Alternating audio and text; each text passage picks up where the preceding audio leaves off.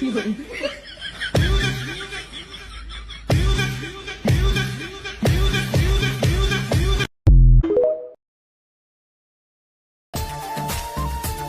শয়তানি করা ছাইরা দিছি, তার মানে এই না যে শয়তান ধরার মন্ত্র ভুলে গেছি। বৎস, আমারই কিন্তু ভয় পায় শয়তানে। আমি কিন্তু ভালো করেই জানি তোমার পিনিক হইব কয়টানে।